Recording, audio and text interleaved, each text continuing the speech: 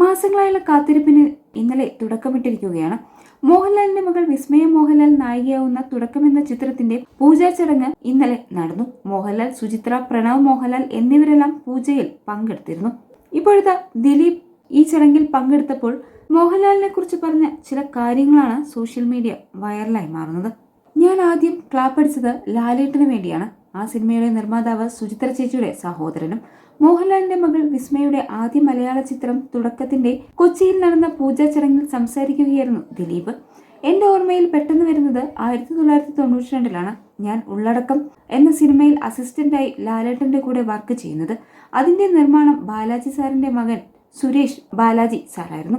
ശരിക്കും പറഞ്ഞാൽ Indian film ഇൻഡസ്ട്രിയിൽ തന്നെ എടുത്തു പറയുന്ന ഒരു ബാനറായിരുന്നു Balaji production K Balaji sir.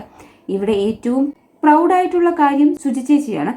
ഇത്രയും വലിയ പ്രഗത്ഭനായ ഒരു വലിയ നിർമ്മാതാവിന്റെ അഭിനേതാവിന്റെ മകൾ, അതുപോലെ തന്നെ നമ്മൾ ഏറ്റവും പ്രിയപ്പെട്ട, നമ്മൾ ഏറ്റവും ബഹുമാനിക്കുന്ന, നമ്മളുടെ അഭിമാനമായ നമ്മൾ സ്വന്തം ലാലേട്ടൻ ഭർത്താവായിട്ടുള്ള, കൂടാതെ 2 കുട്ടികൾ, അവർ രണ്ടും സിനിമയിലേക്ക് വരുന്നത് അതൊരു മാതാപിതാക്കളെ സംബന്ധിച്ച് ഒരു പുണ്യമാണ്.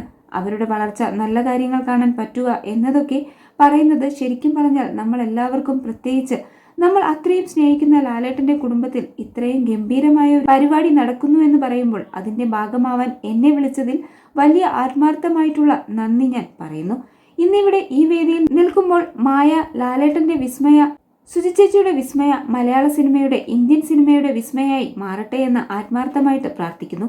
അതുപോലെ തന്നെ ആന്റണി ചേട്ടന്റെ മകൻ ആശിഷ്, അദ്ദേഹം മലയാള സിനിമയിൽ വലിയൊരു താരമായി മാറട്ടെ. പിന്നെ അപ്പുവിന്റെ സിനിമ ഇന്ന് റിലീവ് ആവുകയാണ്.